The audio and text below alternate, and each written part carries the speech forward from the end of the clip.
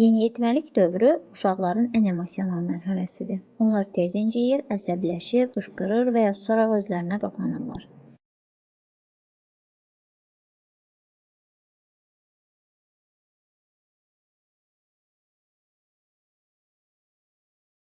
Siz isə valideyn olaraq bəzən nə edəcəyinizi bilmirsiniz. Amma unutmayın, emosiyaları idarə etməyi öyrətmək mümkündür.